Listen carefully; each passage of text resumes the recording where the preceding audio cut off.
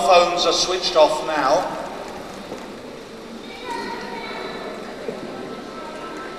And to remind you that this is a very precious occasion for these children, and so we ask for no photography or video during the Mass. And we have one person who is making an official video that anyone can buy if they want to.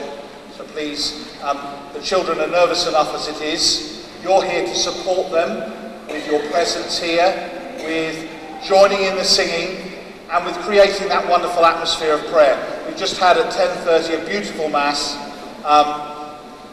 because all the adults were there praying so earnestly with these children. And I thank you for all your support on that. We're just going to have a moment of silent prayer now, and then Annie is going to welcome you. And then when the bell rings, once Annie has joined us again, we're going to stand for the first hymn on the sheet. We just have a moment of silent prayer now.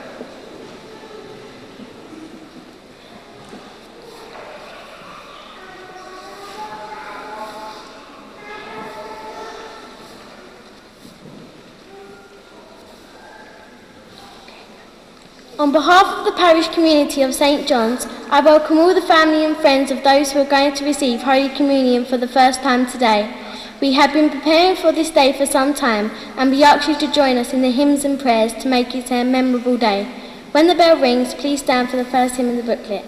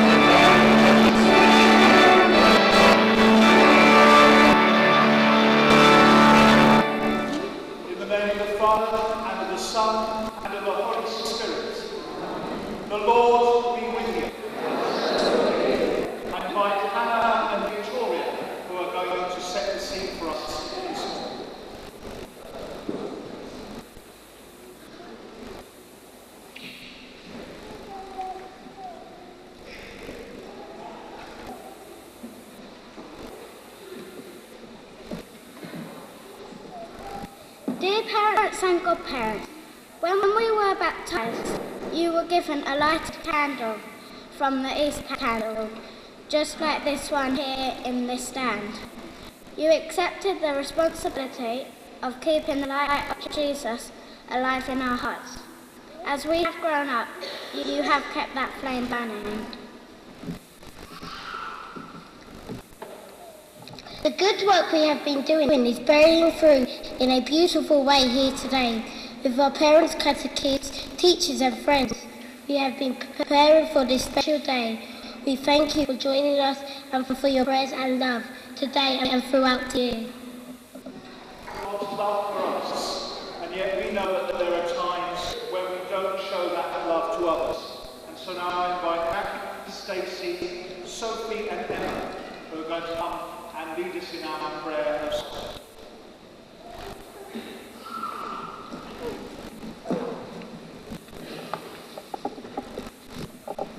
Jesus asked us to show love. Sometimes we don't show love.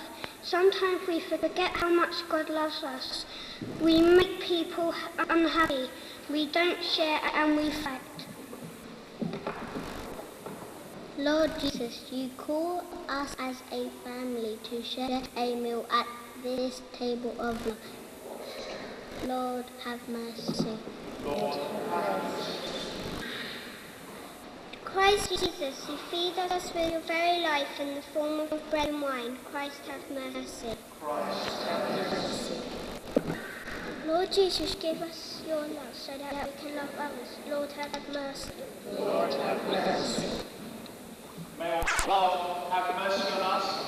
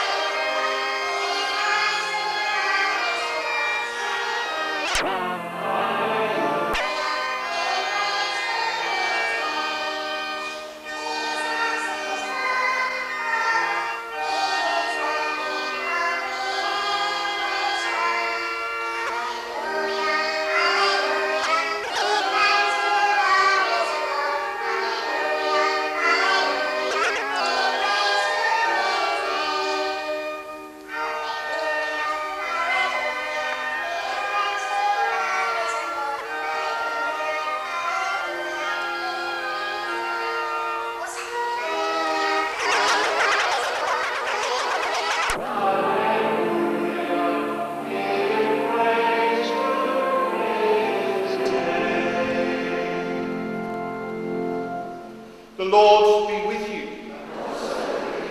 Reading. Gospel according to John. Jesus said to his disciples, I am the true vine, and my Father is the gardener. He cuts away every branch of mine.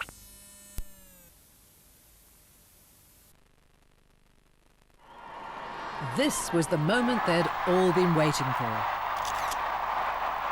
The kiss that said it all. Prince William and his bride, the new Duke and Duchess of Cambridge, sent the crowds into a frenzy as they sealed their marriage with a very public show of love. 1 million people had converged on Buckingham Palace to share their happiness. 2 billion people were watching around the world. It was a day that brought a smile to everyone's face.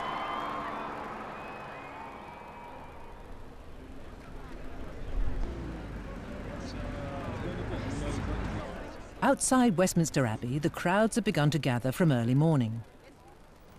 Some hardy souls had spent the past 3 nights camping out to ensure they had the best possible view.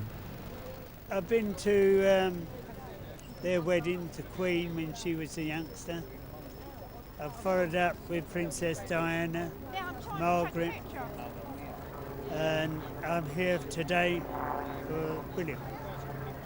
I believe in the royal family. Oh, I'm here just to experience the whole thing, see the pomp and the circumstance, and just to be here and get the feeling of the crowd and the excitement. I love it. Everyone wanted a ringside seat as Prince William finally tied the knot with Catherine Middleton, the girl he'd met and fallen in love with almost 10 years earlier. A mile or so away, in a luxury suite at the Goring Hotel, the bride and her family were getting ready. Around the corner at Buckingham Palace, the rather grey early morning revealed a quiet calm. But behind the palace walls, the well-oiled machinery of an occasion such as this was already in action. Outside the palace and down the Mall, the crowds who'd spent the night in makeshift tents were beginning to stir. The mood was one of growing excitement at the prospect of the pageantry and partying that was to follow. The doommongers who had predicted that no one would care about the royal wedding were about to be proved comprehensively wrong. At the Abbey, everything was now in place. At William and Catherine's request, 8 imposing trees, maples and hornbeams, had been brought in from the royal estates to mark their route up the aisle. In the splendour of this 1,000-year-old royal peculiar, as it's known, meaning that it's neither a cathedral nor a parish church, 38 sovereigns have been crowned, including, of course, our present Queen. And this was to be the 16th royal wedding to be held at Westminster Abbey. The Queen herself was married here, as was her mother and her sister Margaret. By 9 o'clock, the first of the 1,900 guests had begun to arrive. With roads around the whole area sealed off, they'd been asked to allow plenty of time to get to the Abbey. And this was certainly an occasion that no one wanted to miss. All of them felt privileged to be there to witness a moment in history, the marriage of our future king to a girl who'll one day be Queen Consort.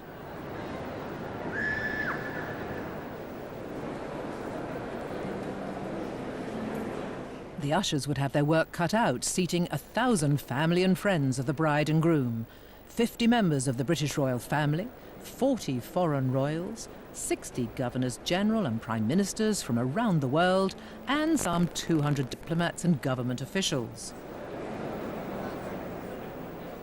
80 representatives from Prince William's charities were also amongst those invited to the society event of the decade.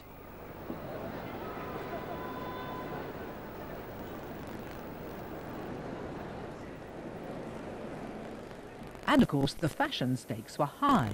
Everyone had put in a huge amount of effort, some with more success than others. The fashion expert James Sherwood was among those who cast a critical eye over the results. The press were sometimes less than kind, but I actually think the occasion was incredibly well dressed. As far as British millinery is concerned, I think the royal wedding has demonstrated that the hat is, if not making a comeback, it's certainly triumphant. And actually what we did see in Westminster Abbey were hats that take a lot of, I don't know, it takes a lot of poise to wear these hats, and it takes a lot of commitment, you know. When one looks at the Queen, formal day dress is the Queen's working wardrobe, but for 90% of the women in the Abbey, this was an exception to a rule and something that they really had to rise to the occasion, and they certainly did. It's rather nice for me to see an occasion like the royal wedding where the uniforms are perfect, the morning tales are perfect, and the ladies have made a terrific effort. We read from the invitation that it was morning tales, lounge suits and uniforms were all acceptable, but it's rather nice to see that the chaps came down in favour of uniform and morning tales. And also, you know, we see a lot of RAF uniform because Prince William's currently serving with the RAF in emergency search and rescue.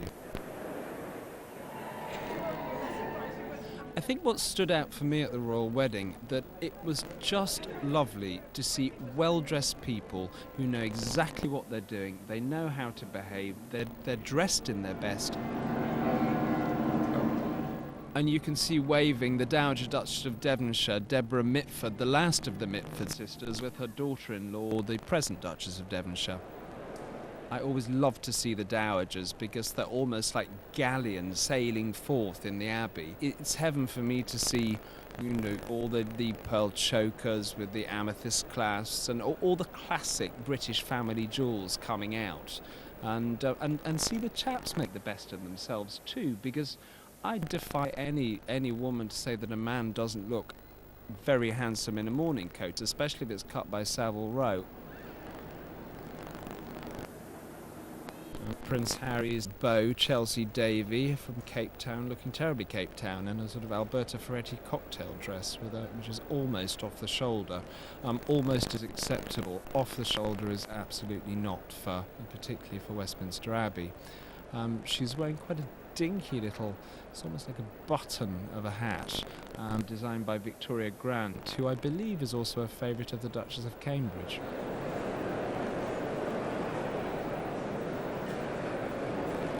William and Catherine had been careful not to make this a celebrity event, but a handful of their famous friends were invited. Among them, David and Victoria Beckham. I think David Beckham's made many a heart swoon as he walked up the Abbey with the new hairstyle, the Elvis, the quiff. Unusual to see a cravat. Mr. Beckham pulls this off, of course, with his usual style. He's wearing Ralph Lauren, almost bespoke, made to measure, I think we'd call it. Mrs. Beckham with a dress for the Victoria Beckham label. A lot of the press thought it was black and made appropriate comments saying that, you know, she looked as though she was in mourning. It's not, it's a midnight blue silk. She is pregnant and I think she looks absolutely magnificent. Elton John was there. I thought it was rather marvellous that the lion's share of the chaps in the Abbey actually wore mourning tails. I mean, even Sir Elton John and his partner David Furnish. The film director Guy Ritchie is a friend of both William and Catherine. And here we have Guy Ritchie, who's played it incredibly safe, wearing a terribly traditional black morning coat with the pinstripe trouser and the grey waistcoat. Grey or buff waistcoats are really the form for formal day dress, but at the wedding we did see these wonderful, quite bright yellow waistcoats that seemed to set a fashion. It was terrific to see. We note that the Queen has let it be known that she rather likes morning coats to be buttoned. She doesn't like them to be left unbuttoned.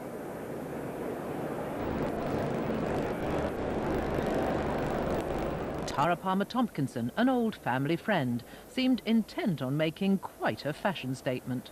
And the socialite Tara Palmer-Tompkinson, this electric blue number that really is off the shoulder. And this sort of boat-shaped hat that points directly down on her nose is a very similar shape to Princess Eugenie's, and both designed by Philip Tracy. In fact, one would go so far as to say that Philip Tracy probably had a patent on the entire wedding. Ben Fogle, the TV presenter and adventurer, made a documentary with William in Africa and has since become a friend. For his heavily pregnant wife, Marina, the biggest worry of the day was that she would go into labour.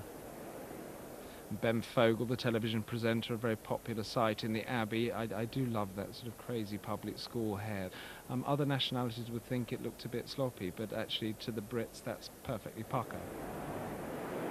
Also among the guests at the Abbey, the journalist Tom Bradby, who's known the couple for some time and who was invited to conduct their engagement interview. His wife, Claudia, is a jewellery designer, and she once worked with Catherine. The Prime Minister, David Cameron, wore traditional morning dress, but his wife, Samantha, surprised fashion pundits by choosing to go hatless. The green Burberry dress I did think looked absolutely appropriate. Wouldn't it have been so much better to have seen a hat with that ensemble? The Deputy Prime Minister, Nick Clegg, and his wife, Miriam, played it safe. It was interesting that all the British politicians dithered about wearing morning tails because they thought it would possibly make them look slightly upper class. Actually, it just makes you look terribly well dressed, as in the case of Nick Clegg, the leader of the Liberal Democrat Party and the Deputy Prime Minister. Sir John Major dresses to prove why he absolutely did belong in the Abbey in an immaculate black morning coat. And you notice the British gentlemen always mismatch, and so Sir John Major, we see the sort of baby blue tie, the very faded pink shirt and the grey waistcoat. It's actually spot on, totally correct. And it's always rather nice to see the foreign royals out in full force. The King of Tonga is an incredibly popular figure.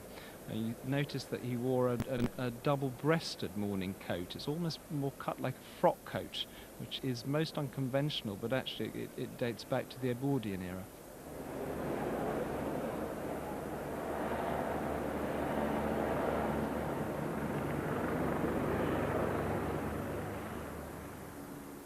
The last great occasion to be held in the Abbey was the funeral of the Queen Mother in 2002. And 5 years earlier, the Abbey had been the venue for one of the most traumatic events in Prince William's life, the funeral of his mother, Diana, Princess of Wales. But now his friends, colleagues and family were gathering for a day that signalled a new and bright chapter in William's life. But a day when, no doubt, his mother's absence would be felt more poignantly than ever. Grand royal occasions like this are timed to the minute, and at 10:10, the crowds outside Clarence House knew that William was about to set out on his final journey as a single man.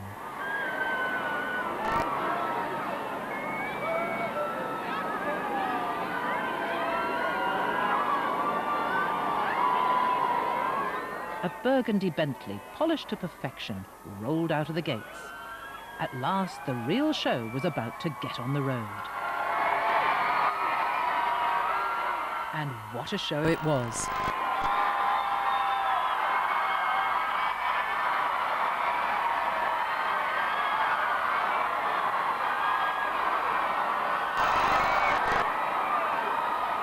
Prince William looked distinguished in the famous red uniform of the Irish Guards, of which he's an honorary colonel. Having served with the Army, Navy and the RAF, he was eligible to wear any of their ceremonial uniforms, but he chose the Guards' striking red tunic with his blue garter sash and star and his RAF wings. And we see Prince William looking rather dashing in the uniform of an honorary colonel in the Irish Guards. It had been rumoured for months that he would be wearing an RAF uniform tailored by Gibbs and Hawkes of Savile Row. This would have been in keeping because his great-grandfather, the late King George VI, wore RAF uniform and had permission from George V to wear it because it's not the uniform of the senior service. Prince Harry, his best man, looked equally dashing in the uniform of a captain of the Household Cavalry, Blues and Royals. Prince Harry, tailored by Dijon Skinner, is wearing the uniform of the Blues and Royals. He and his brother were painted for a National Portrait Gallery piece 2 years ago wearing the uniform of the Blues and Royals, so it was rumoured that both of the chaps would wear the same uniform. I think it's rather wise that Prince William chose instead to wear the Irish Guards.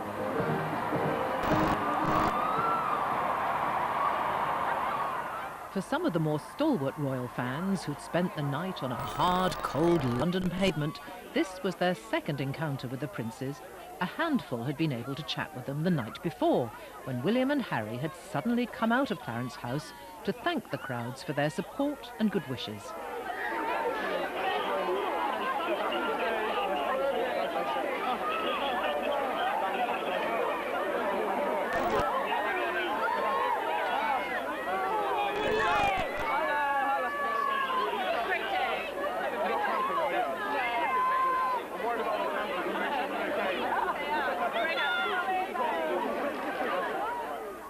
This was very much part of the younger generation steering a new course.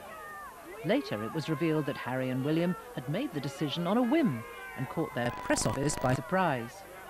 Now, as he made his way to the Abbey, to a crescendo of cheers, William might well have been feeling more than the few nerves he'd admitted to the night before. "All I have to do is get my lines right," he'd told the crowds.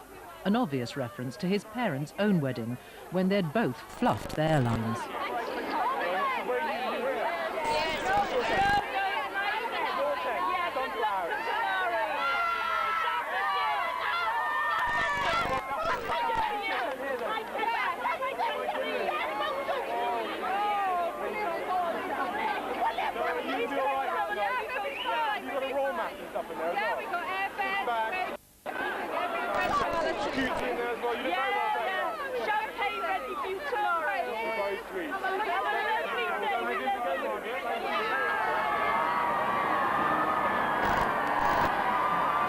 The reality of his wedding day, though, was proving that this was truly a global event. People had come from all over the world to watch the procession and join in the celebrations.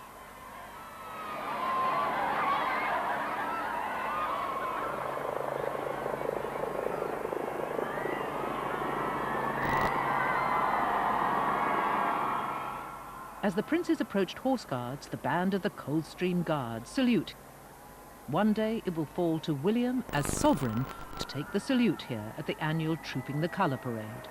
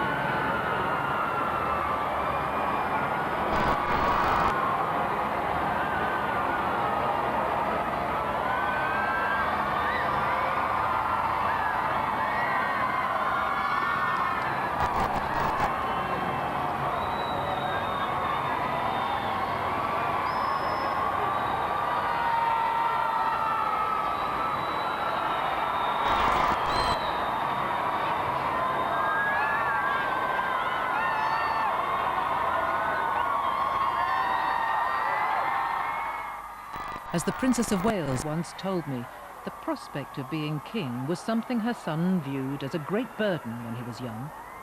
Since then, Prince William has become resigned to his destiny, and perhaps now, as the crowds showed their real affection for him, it did. And how proud Diana would have been of her 2 boys, now all grown up and so handsome.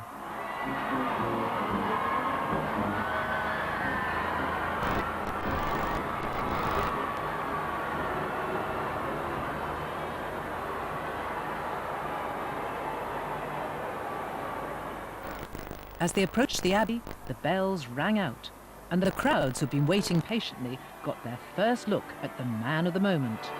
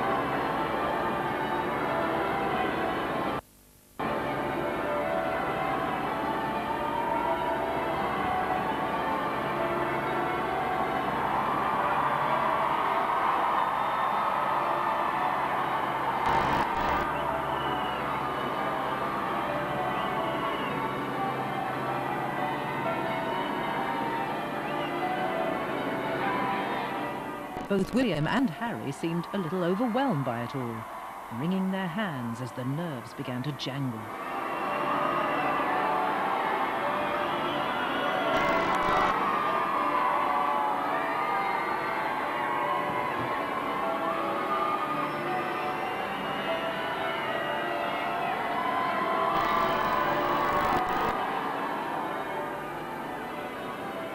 They paused at the door to take off their hats and gloves and to sort out their hair. They were greeted by the Dean of Westminster, the Very Reverend Dr. John Hall. As they shook hands with other members of the Abbey chapter, the princes began to relax and enjoy themselves. Prince Harry had promised to embarrass his big brother with his best man speech later in the day, but for now his role was to support William through one of the biggest moments of his life.